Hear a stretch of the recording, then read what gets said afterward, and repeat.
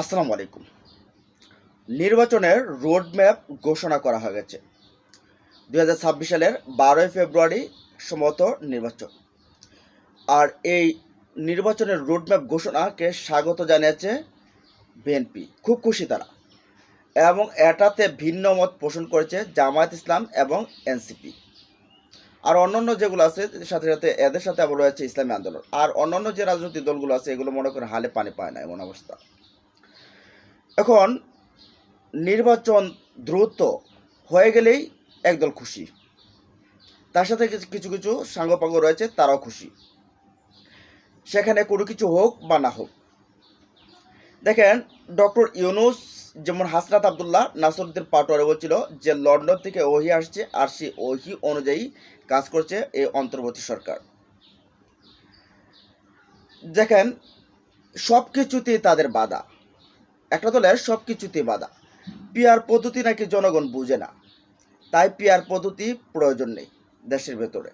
বিদ্যমান যে পদ্ধতি রয়েছে সেই পদ্ধতিতে নাকি এবারের নির্বাচন নাকি খুব ভালো সুষ্ঠু নির্বাচন হবে। যদি খুব ভালো সুষ্ঠু নির্বাচন হয় তাহলে এই যে নির্বাচনী এলাকা সীমানা নির্ধারণ নিয়ে যে গত দু তিন দিন আগে নির্বাচন কমিশনের ভেতরে যে একটা অবস্থা তৈরি হলো রুমিন ফারহানার, সেখানে দেখা গেল যে বিএনপির নেতাকর্মীদের হামলা হয়েছে কিন্তু এই এনসিপি নেতাদের উপরে। সেখানে প্রধান নির্বাচন কমিশনের কার্যালয়ের ভেতরে যদি এই অবস্থা হয়, হাসনাত আবদুল্লাহ এই প্রশ্নটাই তুলছিল যে তাহলে ভোট কেন্দ্রগুলোর অবস্থা কেমন হবে।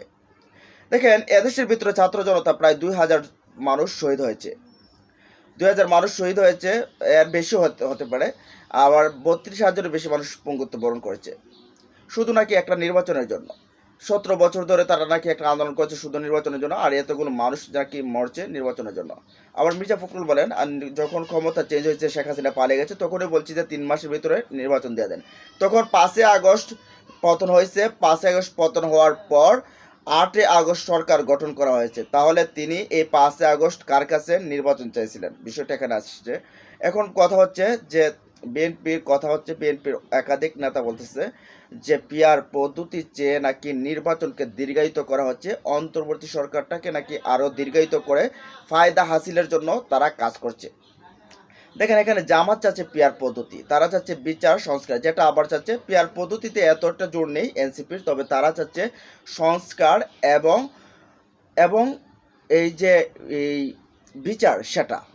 দেখেন, এর মধ্যে মির্জা ফখরুল সাহেব বলছেন যে এই অন্তর্বর্তী সরকারের কোনো ম্যান্ডেট নেই যে সংবিধান এখানে চেঞ্জ করা, আর এই যদি এই অন্তর্বর্তী সরকার যদি সংবিধান চেঞ্জ করে তাহলে আমরা সেটা মানব না। তারা বলতেছে যে এই অন্তর্বর্তী সরকারের কোনো এখতিয়ার নেই এখানে সংবিধান পরিবর্তন করার বা কোনো ধরনের সিদ্ধান্ত নেওয়ার। তাহলে এই অন্তর্বর্তী সরকারের কোন ধরনের অধিকার রয়েছে নির্বাচন দেওয়ার? তারা বলতেছে যে সংবিধানের বাইরে, বর্তমান যে সংবিধান বাইরে রয়েছে সেই সংবিধানের বাইরে যাওয়ার কোনো উপায়ন্তর নেই। এখন কথা হচ্ছে যদি এই সংবিধানের বাইরে যাওয়ার উপায়ন্তর না থাকে তাহলে এই সরকার কিভাবে চলতেছে? এই সরকারও তো একটা অবৈধ সরকার, এই সরকার তো সংবিধান মাফিক সরকার না। এই নির্বাচন কমিশন বলতেছে যে পিআর পদ্ধতি সংবিধানে নেই, তাই নির্বাচন পিআর পদ্ধতিতে করা যাবে না। আবার যাকে নিয়ে এনসিপি এবং ইসলামী আন্দোলন সহকারে জামায়াতের অনেক নেতাকর্মী বলতেছে যে একটা দলের অফিস হিসেবে পরিণত হয়েছে নির্বাচন কমিশন। এখন দেখেন, পিআর পদ্ধতিতে যদি নির্বাচন যদি না হয় সংবিধানের কারণে, তাহলে চিন্তা করে দেখেন তাহলে এই নির্বাচন কমিশন কিভাবে বৈধ হয়? কারণ এই নির্বাচন কমিশন তো এই সংবিধানের অধীনে না, কারণ এই সংবিধান তো এখনও বলে যে নির্বাচন হবে 2029 সালে। আর এই সংবিধান এখনও বলে যে এই শেখ হাসিনা এদেশের সরকার বা এই আওয়ামী লীগ এদেশের সরকার, এখনও এই সংবিধান বলে। এই সংবিধানকে যদি আপনি মানতে চান, দেখেন সংবিধান পরিবর্তনের কথা যখন বলা হয়েছিল প্রথমে, তখন বলছে না সংবিধান পরিবর্তন করা যাবে না। তখন রাষ্ট্রপতি পরিবর্তনের কথা বলা হয়েছিল, তখন বিএনপি বলছে যে না, রাষ্ট্রপতিও পরিবর্তন করা যাবে না। আওয়ামী লীগকে নিষিদ্ধ করার কথা যখন বলা হয়েছিল তখন এই বিএনপি বলছিল যে না, আওয়ামী লীগকেও নিষিদ্ধ করা যাবে না। প্রত্যেকটা জায়গাতে তাদের না না না।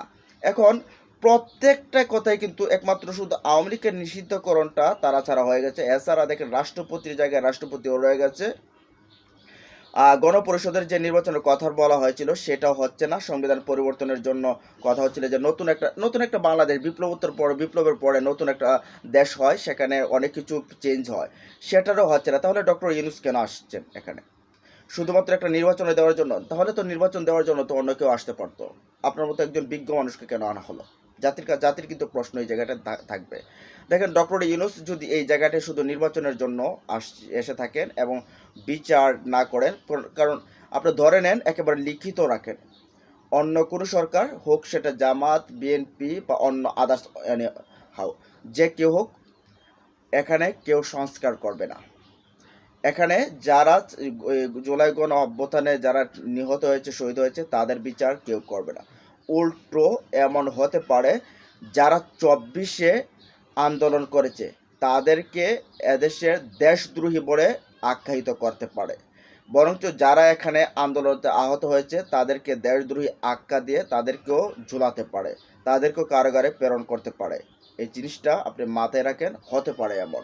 যখন এদেশের ছাত্র জনতা এখানে 71% মানুষ পিয়ার চাচ্ছে, তখন তারা বলছে যে না, আমরা বড় দল, আমরা এটা মানি না। এখন বড় দল হলে অনেকে আবার বলতেছে যে তাদের নাকি 95% জনপ্রিয়তা। তাহলে 95% জনপ্রিয়তা হলে তো এমনিতেই 285টা আসন পাওয়ার কথা তাদের, তাহলে সেখানে ভয় কিসের?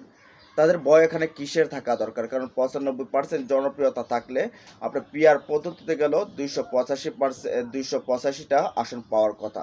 285টা আসন পেলে তো অন্যরা পাবে মাত্র 15টা আসন। সে 15টা আসন দিয়ে তো আর কোনো কিছু করা যায় না। সেখানে আপনার ভেটো দেওয়া যায় না, সেখানে কোনো বিল আটকানোর জন্য তারা এই যে সম্মিলিত প্রচেষ্টা সেটাও চালাতে পারবে না। যেটা আওয়ামী লীগ বিএনপিকে দয়া দেখিয়ে 7টা আসন দিয়েছিল, সেটা দিয়ে কোনো কার্যকর কোনো কিছুই করা হয়নি। শুধু রুমিন ফারহানার কিছু প্লটের বরাদ্দের আবেদন করেছিলেন, কিছু আরামায়েশে জীবনযাপন করেছিলেন। এখন কথা হচ্ছে, এই দেশে বিপ্লব হলো, 2000-এর বেশি ছাত্র জনতা শহীদ হলো, 32,000-এর বেশি মানুষ পুঙ্গত্ব বরণ করলো।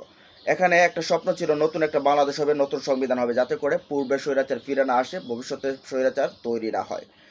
সেখানে কোনো কিছু হলো না, সংবিধানও তৈরি হলো না। এখন সংবিধানের ক্ষেত্রে বাধা দেখা দিচ্ছে যে নতুন সরকার ছাড়া এই সরকার কিভাবে দেবে। দেখেন, রাষ্ট্রপতির অধ্যাদেশের মাধ্যমে এই সংবিধানের চেঞ্জ করা সম্ভব। আর যদি না হয়, এদেশের ভিতরে ইতিহাস রয়েছে এমন যে সিদ্ধান্ত নেওয়ার ক্ষেত্রে গণপরিষদ, যেটা গণভোট, এই গণভোটের মাধ্যমে সেটা নেওয়া যেতে পারে। পিয়ার পদ্ধতিটাও গণভোটের মাধ্যমে নেওয়া যেতে পারে। এখন বলতে পারেন যে এখন যারা বলে যে আমরা তো বড় দল, তাহলে তো বড় দলের তো বড় সমর্থন।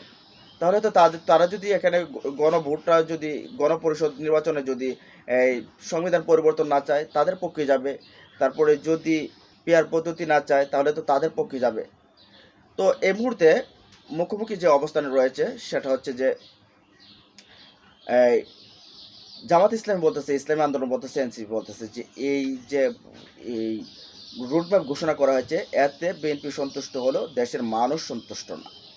কারণ দেশের মানুষ এই রুটম্যাপ ঘোষণার আগে জানতে চেয়েছিল যে সংবিধান সেখানে পরিবর্তন হবে কিনা, জুলাই সনদকে আইনে বাস্তবায়ন, আইনের স্বীকৃতি দিবে কিনা, তারপরে পিয়ার পদ্ধতি নিয়ে এখানে কথা হবে কিনা, বা নির্বাচন কোন পদ্ধতিতে হবে সেই বিষয়টা থাকবে কিনা।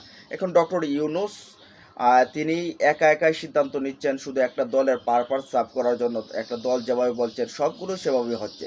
দেখেন, তারা পিয়ার পদ্ধতি চায় না। এখন এই সরকার পিয়ার পদ্ধতি নিয়ে কথা বলতে পারতেছে না, তারা এই সংবিধান চেঞ্জ করতে চায় না, এটা নিয়ে তারা কথা বলতে পারছে না। তাহলে কি প্রয়োজন ছিল এই সরকারের? এই সরকারের তো কোনো সাফল্য নেই। সাফল্য কোথায় আছে? একমাত্র অর্থনৈতিক দিকটা, এই আপনার যে রিজার্ভটা আছে, রিজার্ভটাকে বাড়িয়েছে শুধু, এটা ছাড়া আর একটা সেক্টরে কোন দিকে দেখাতে পারবেন আপনারা? আওয়ামী লীগের কয়জনকে ধরেছে, কয়জনকে গ্রেফতার করছে? যাই হোক, এ বিষয়ে না এখন মুখোমুখি অবস্থানে। তো তারা বলছে যে, জামাত বলছে যে সর্বশক্তি দিয়ে প্রতিহত করবে, এনসিপি বলছে প্রতিহত করবে, ইসলামী আন্দোলন বলছে প্রতিহত করবে। তো আবার জামাতের পক্ষ থেকে বলা হচ্ছে, ইসলামী আন্দোলন থেকে বলা হচ্ছে যে যারা পিয়ার বুঝে না তারা একটা শুধু বন্ডামের আশ্রয় নিচ্ছে। পিয়ার বুঝে না মানে কি? এদেশের সাধারণ মানুষ তো অনেক কিছু বুঝে না। যারা সাধু মনে করে শুধু ভোট দিয়ে যে একজন এমপি হবে, হয়ে তার কাছ থেকে একজন সাধারণ মানুষ কি আনতে পারছে? কে যাইতে পারছে একজন এমপির কাছে? একটা এমপির এদেশের ভিতরে গতানুগতিক পদ্ধতিতে এমপি হয়, এমপি 3টা বাড়ি থাকে, একটা থাকে নির্বাচনী এলাকার ভিতরে, একটা ঢাকা, একটা থাকে লন্ডন, কানাডা, আমেরিকা। এখন এই এমপি শুধু নির্বাচনী এলাকায় আসে তখন যখন তার ভোটের প্রয়োজন, আর না হলে ঢাকা থাকে, না হলে ওই যে আমেরিকা বা লন্ডন কানাডা এখানে থাকে। সাধারণ মানুষের কিসের যোগাযোগটা আছে তার সাথে? এই তার সাথে কি চেনটা রয়েছে? শুধু শুধু ভণ্ডামি ছাড়া আর কোনো কথা নেই। তো দেশকে পরিবর্তন করতে হলে নতুন কিছুতেই পরিবর্তন করতে হবে। বিদ্যমান যে বস্তা পচা যে পদ্ধতি রয়েছে সেগুলোর মাধ্যমে হবে না। আবার ৭১ থেকে তো আসলে মানুষ ঠেলে দিচ্ছে না। ২৪কেও তো আপনার ওন করতে হবে। ২৪-এ যদি ওন না করতেন, অনেক দলে তো কথা বলার সুযোগই ছিল না, চিকিৎসা করার সুযোগ ছিল না। তো যাই হোক, এই মুহূর্তে বিএনপির অবস্থান স্পষ্ট, তারা নির্বাচনের দিকে যাচ্ছে, খুব খুশি। আর এদিকে জামায়াত বলতেছে যে জনগণের প্রত্যাশা পূরণ হয়নি। তারপরে ইসলামী আন্দোলন বলছে তারা বাধা দেবে, তারপরে এনসিপি বলছে তারা প্রতিহত করবে। যাই হোক, দেখা যাক, সময় বলে দেবে। এখন আমি যে কথাগুলো বলছি সেই বিষয়গুলোর সাথে আপনার মতামত কি জানিয়ে দিন কমেন্ট বক্সে। ভালো থাকুন, সুস্থ থাকুন, আল্লাহ হাফেজ।